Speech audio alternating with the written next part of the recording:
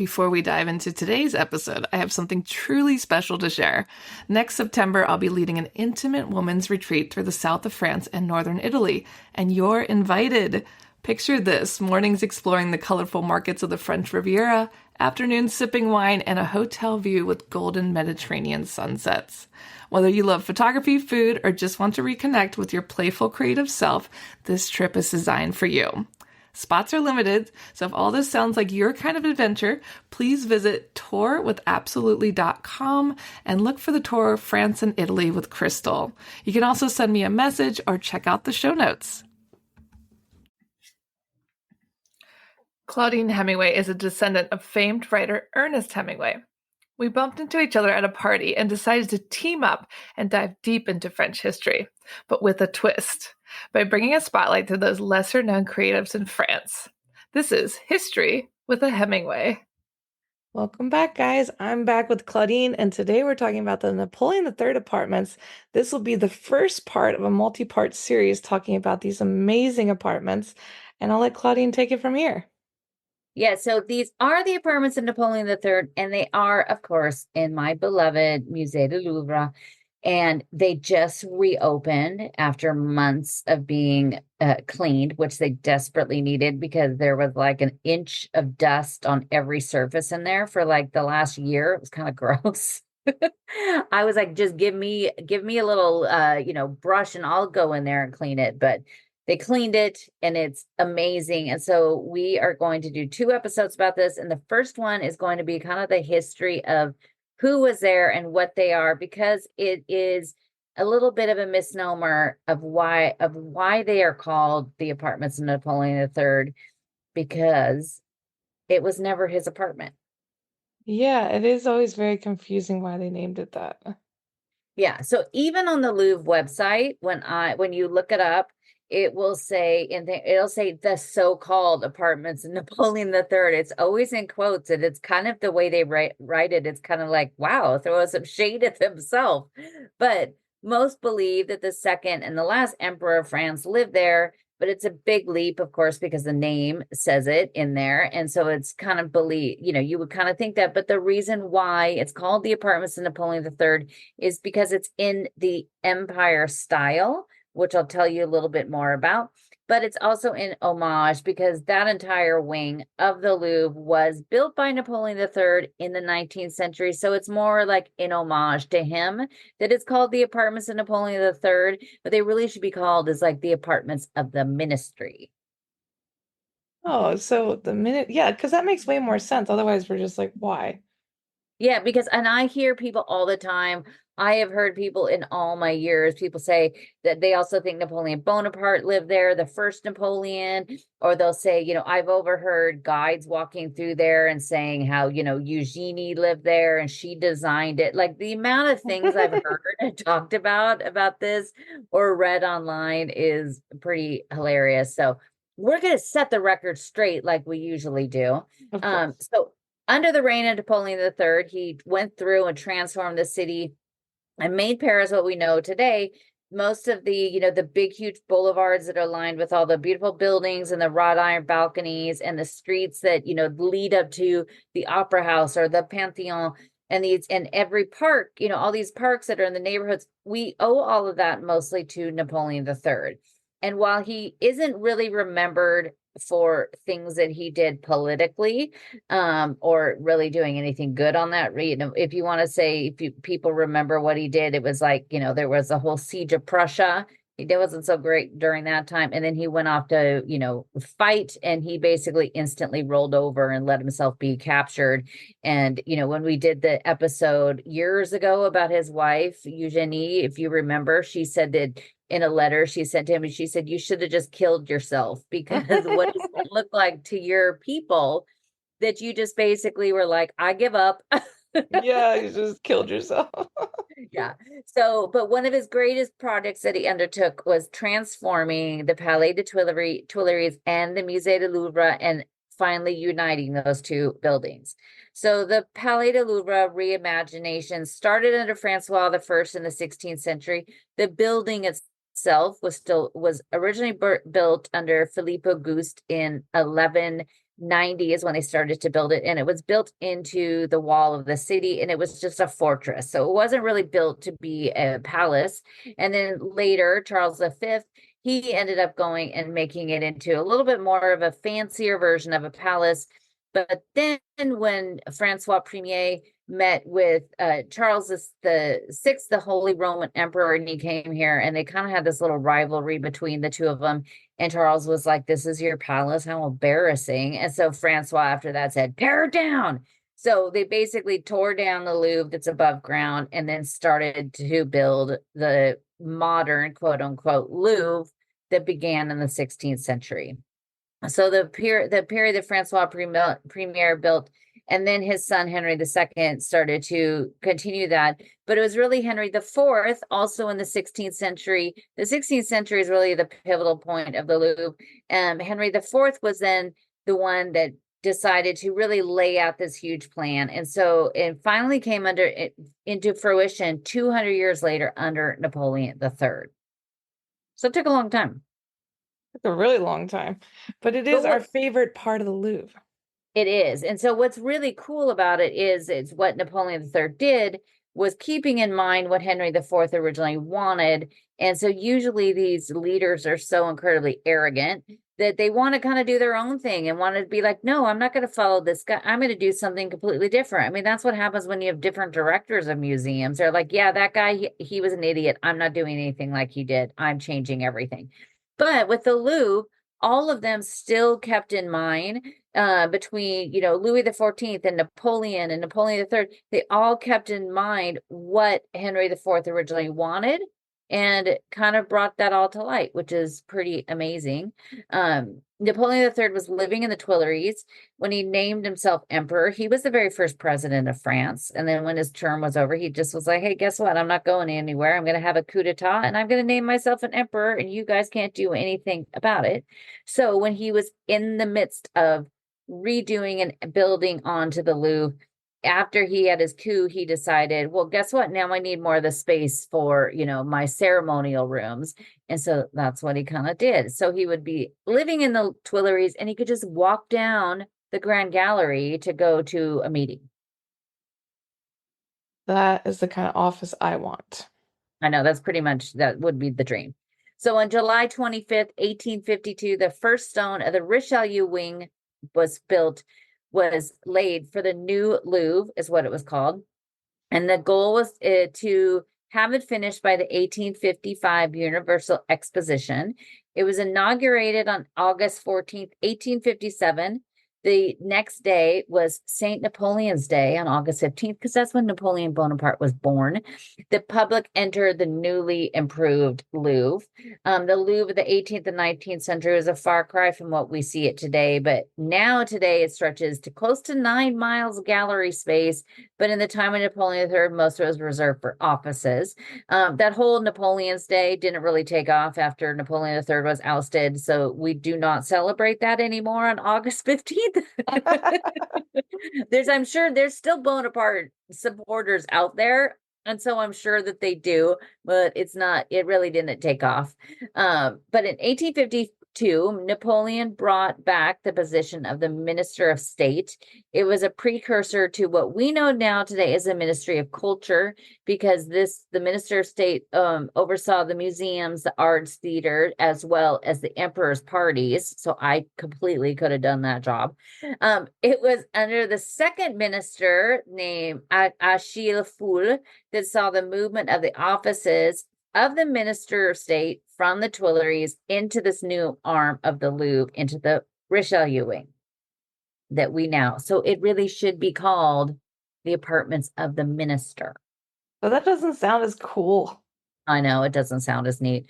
But the architect, Hector Martin Louffuel, he took over the new Louvre project after the sudden death of Louis Visconti in 1853. He carried out the original plan with a few changes along the way, but he had input on every small detail. Visconti was fine letting the inner decor of the structure be led by others, but not Louffuel. He wanted to say on every curtain, wall hanging, painting, everything, every tiny detail he was involved in. But he'd meet his match when the minister Fuel came in, because he had his own strong ideas and also had the private apartments and what he wanted them to look at. So what began under Napoleon Bonaparte at the start of the 19th century, he aligned himself with the over-the-top glitz and gilding of the Ancien regime. So like the style of Louis XIV, just think of Versailles. So Napoleon III would crank it up a few notches, and he'd spread it around to all the project he was doing as well. It kind of became known as the style of Napoleon III. He was inspired by the Hotel de Suisse and Versailles. And then the style of Louis XV was used on the private apartments in this wing of the Louvre. And the Louis XIV style for the ceremonial rooms continued into the Louvre. I don't think a lot of people, and I can't point at something and be like, I know that's Louis XVI or Louis XIV. The funny thing about it is that usually the highly decorated, like if you look at frames, and the frames that have lots and lots of carved flowers and all of these details, those are usually Louis XVI. And if you look at frames that are Louis XIV, they're much more subdued, which is exactly opposite of what you think it would be. Yeah, that is shocking because he was such a showy guy. He was, and we should do an episode someday about kind of the different, like some ways to spot the different styles of, so what you would know, because I mean, some of it is like if you said, I know more now than I did, but before I would have been like, I have no idea the difference between the Louis as far as the style. But there is a very distinct difference. And it's kind of cool. But Napoleon III is basically amalgamation of all of them combined and beefed up. It's so cool. I love it. So awesome. But Louvre he used when he was doing all of the work, and he planned all this, he used modern techniques and he cut corners where he could due to time constraints and costs. So when you look at these rooms, and next week we'll talk more about each individual room, and on my website I have tons of pictures and I've done some videos as well. But when you look at other rooms in the Louvre or go to Versailles and look up and you see the sculptures on the wall, those are never done in marble. It would just be way too heavy to keep up there. And so usually it's done in stucco, but Louvre did something different. He used pasteboard, he used that in places when they would do statuary up on the walls and on the ceiling, and also carved wood instead of carved wood. So they'd also use electroplating instead of durable wrought iron for the metalwork. And so this would backfire in some ways because they had to replace things within 20 years because things were just falling apart. So when you look at it, he really, he used the budget. He did the budget decor. He was doing IKEA. Yeah, this is the IKEA of the 19th century. Exactly. I mean, if IKEA had some of that stuff, that'd be kind of cool. I mean, we could send them some ideas. I will send them some. We need some I need some cherubs from IKEA to put up gold cherubs to put up on my ceiling. But the apartments of the minister, also what's really cool is it gives us a glimpse, an idea of what the Palais de Tuileries look like, because that was all destroyed. And I'll tell you a little bit more about that. But we don't have, we don't see that. I have some books, and I've seen books in different libraries that have amazing photos, black and white photos of some of the interior of the Tuileries. But because this was connected, and because some of the same artists and the same architects were used that did the Tuileries, a lot of those rooms were kind of carried over and copied into these rooms. So that's kind of what's really cool, because we don't see what it was this way. But the Minister of State, Achille Fleu, he has an interesting story. He was born in Paris, November 17th, 1800, and his father was a banker, and thought that his son would follow in the family's footsteps. But he was later named the Minister of Finance, so I guess he kind of stayed in the banking way. And in 1849, under the President of the Republic, Napoleon III, he held that job until 1851 with a coup d'etat, which Napoleon III held his coup d'etat on the same date that his uncle named himself emperor and had his coronation in Notre Dame. What are the chances? Yeah, there was so many things that they would do. December 2nd and August 15th. Those are the two dates they would just do everything on, that they would open buildings, inaugurate things. It always was on those two dates. Fu was promoted to the Minister of State in the household of the Emperor, which also placed him in charge of the Musée du Louvre and the major role in the restoration of Notre Dame. So he was kind of a big, because of the job was kind of like the Minister of Culture. So he would be between, a lot of times between Napoleon and Baron Haussmann, that was going and redoing everything. So, we could thank him kind of for a lot of stuff that he did. The small design elements of the apartments were created, encouraged and created by Fool. But the artist chosen, they could not, because this was being paid for by the state, they had to essentially use artists that were almost completely unknown. So while you have, the Apollo Gallery where the ceilings are Delacroix, and you have, the Museum of Charles X that's also in the Louvre, those rooms, you have Ingres, and you have all these other artists that are painted. They weren't allowed to use them because they were high level artists, and the state was supposed to use like the more unknown artists. Yeah, that makes So sense. They were like hide them away. yeah, but so most people are not gonna know any of these names that we'll talk about next week that did a lot of this. But Fool was also wanted them, like there was things that were being designed and they were like, this is gonna be imitation terracotta. And he's like, no, it should be stone. And so he had a lot of things he even said, as far as like, I want shelves there, I need bookcases, I need all of these things. But he would not be in the job. He would still be alive, but he would not be in the job to see it finally inaugurated in 1861. That was a different gentleman. And this one is even a better story. His name was Count Alexander Buleski, and he was the cousin of Napoleon III, who took over the role of the minister and inaugurated the room with a lavish ball on February 11th, 1861. But you probably won't know if you have heard his name. But if you saw a picture of him, you would kind of maybe have an idea who this guy was. So Waluski was the son of the Countess Marie, who met Napoleon Bonaparte in 1806 in Poland. She was encouraged to get close to Bonaparte to help Poland gain independence from Prussia and Russian rule. Claiming this was the only reason, however, she would follow him from Poland to Vienna and finally to Paris. In 1809, she's discovered she was pregnant. So she went back to Poland, and her husband, for the last few months of her pregnancy, the husband claimed that the baby was his son. But if you look at him, there's no doubt in anybody's mind that this was not the son of Napoleon. He is like the chunkier version of Napoleon.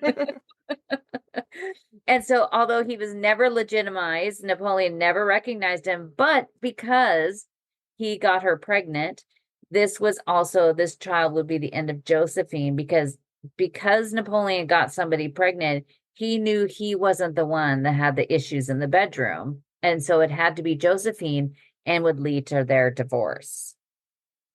As we all saw in the movie, if anybody watched it. If anybody watched it, yeah.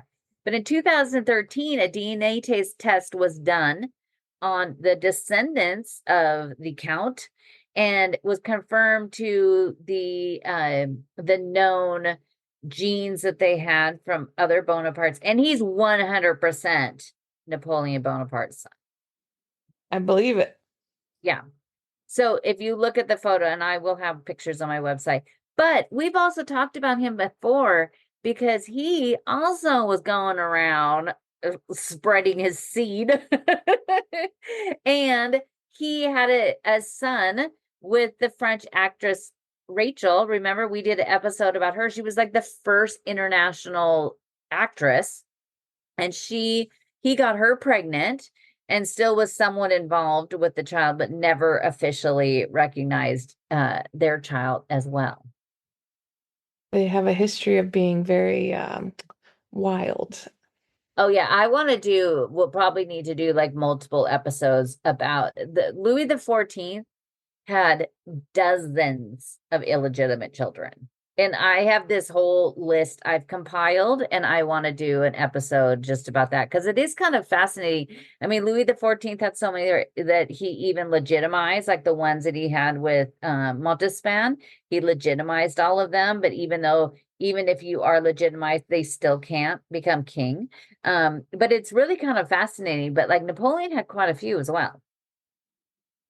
I mean, with that much power and running the country, running the world, And no like birth control. no birth control, no surprises. No surprises. So, but back to the big party. So, the night of the inauguration on that February 11th, 1861, this party that was held was talked about for generations. It had a 3-hour constant stream of over 2,000 attendees arriving. They were dressed in like the hook tour of the day. There was a large maypole that was set up in the Grand Salon, and the music of Beethoven, Liszt, Verdi, and Mozart played while the soprano Pauline Viardot was singing. There is actually an etching of this maypole, and if you don't know what that is, when I was doing events every year we did this, and I had to contact this local school that still did the little maypole dance. And after a few years, they're like, we can't get kids to do this. It was like, well, of course, no kid is going to think that's cool. They no longer want to do that. But it's this pole and it's like there's ribbons. And so it's this whole thing because it starts out that the ribbons are all separate and then you actually weave it. And so the dancers have to go in and out and back and forth. And there's the whole thing. And every year I would laugh and watch it and say that we needed to have our own. And I was like, it would just be a mess. Like as adults, we'd just be running into each other, laughing and just giving up. I think that we should bring it back. We should bring it back, make it cool again. But they did that there inside the Louvre. But so for 2 years, the ministry changed once again with Auguste Bilot taking over for a short few months, and then he died. And then was replaced with Eugène Rocher. Madame Rocher would make the biggest changes to the private apartments by moving her husband downstairs into the mezzanine level, and she took over the larger rooms, as she should. But Madame Rocher was hard to convince to even leave her property on the edge of Paris because she had this huge array of animals, including swans and cows and sheep. Many of her animals were sent to the farm of Marshal Valiant, and some of them went to the slaughterhouse. But the sheep lived their whole life in the basement of the Louvre. So they had a good life. So they had a pretty good life. They're probably just down there hanging out, looking at, hopefully they weren't eating tapestries, but I mean, they had a nice little job down there in the Louvre. The ministry was abolished in 1869, and the Ministry of Letters and Fine Arts moved in until the collapse of the Empire of Napoleon III. As a result of the siege of Prussia and the actions of the emperor that led to many angry Frenchmen, the Bloody Week of 1871 saw the destruction of many of the buildings in Paris, which we did an episode about last year, which I'll link on my website. But the Palais de Tuileries was a pivotal moment and monument of the anger that they had for him. And so they went in there and they just poured hot oil and wax on everything. And so it would burn really fast. They lit it on fire. And then just right down from the Rue de Rivoli, where the Ministry of Finance was located, they did the same thing. They completely destroyed it. And the Imperial Library that was actually in the Louvre, what is now the Pavillon de Richelieu, it was basically those floors straight above it. So that was actually destroyed. The Tuileries and the ministry, then because it was just burnt down to the stone wall, the Ministry of Finance moved over into these offices and basically were squatters. They were told not to go and shouldn't be there, but they were like, we don't care, we're not leaving. And so about a month later, Adolphe Thiers, who was the president at the time, made it official, letting them live there in the Louvre. But in 1873, the restoration work began for the former library of the Pavillon Richelieu and the offices of the ministry that expanded throughout the wing and 7 floors. In 1905, part of the offices were allocated to the Musée des Arts Décoratifs. When you look at where the Museum of the Decorative Arts is, That is still technically the Louvre. That is the what we would call the Palais de Louvre, but that at one point was the palace. So I've gone in there and it's they've done a lot of work. So you don't have the fancy rooms and everything, like pretty much it's been gutted out. But at one point that was all part of the palace, and they would travel up and down from the Tuileries through that side as well. But they no longer use the private apartments to live in. They became the official offices of the minister, including the future president of France, Valéry Giscard d'Estaing, from 1969 to 1974. And the fancier rooms were used for ceremonial events until 1989. But in 1981, Francois Mitterrand initiated the Grand Louvre project, which would see the building of the pyramid, changing the layout of the Louvre, and adding a lot more space. So the ministry was told they needed to get out, and new offices down the Seine in Bercy were being built. But the new minister at the time, Edward Bayard, didn't like this idea, and again decided he wasn't going to leave and he was going to stay in the Louvre. There's like the Louvre has a long history of squatters. I'm going to go be a squatter in the Louvre. You're next. I'm next. They can't make me leave. The negotiating delayed the project for a year. And so it had to get pushed back until after the inauguration of the pyramid in March 30th, 1989. So 35 years ago. They built this massive structure down the Seine in Bercy. And it is actually, I'll find a picture and put it on my website, but it has this arm. And so this arm comes out of the building. It goes down literally into the water. And the Minister of Finance, if he needs to go to the National Assembly or Élysée Palace, he has a boat. And I've seen it go by. I've been walking over before. And my friend Mikhail was like, oh, that's the minister. And he just like, when he needs to go there, he gets to just go down the Seine. I love that for him. I've seen the little like connector, like where they get on, and I'm like, yeah, that is amazing. That's pretty cool. Like there's no traffic. Then now maybe they could just swim. Maybe they should just swim over to Jump in with the mayor. Go. That was so gross. I was like, Joe, everybody's been asking me because she just did that. And I said, she's probably having the Silkwood shower. Have you seen that movie? When No. they, what is it? What is that word? Decontaminate. Yeah, Because of like the radioactivity or something. And they have the Silkwood showers, basically like you're pretty much using like a steel scrub brush on your skin. Spray you down. If you went in the Seine, I think that's what you would have to do.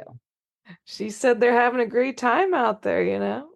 I know there's no way. You don't, that's it. And also the fact that for like the last how many years, there's maybe been one day out of every 3 months that the level of pollutants are okay to go in, and now miraculously for 2 weeks it's perfect.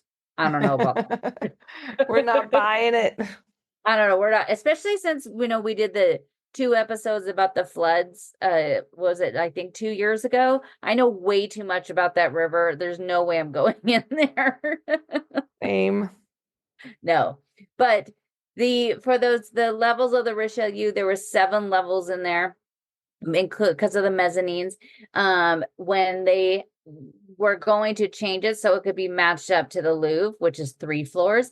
We talked about this last year. We did an episode about it, and they had to they gutted the entire center of the Louvre except for the walls, the outside walls, but they did not do that over to the side where the apartments are. So what we see today, which we'll tell you all about next week, what we see today is still how it was in the 1860s. So, and now they're clean and sparkly and beautiful. Complete pain in the butt to get to right now with the Olympics, but when you're coming, after the Olympics, it'll be really easy to come by and see them. And next week, we'll tell you all about each one of the rooms. So make sure you guys tune in next week. And in the meantime, head over to ClaudineHemingway.com to learn more and tune in to get the whole story. Thanks for listening today, guys.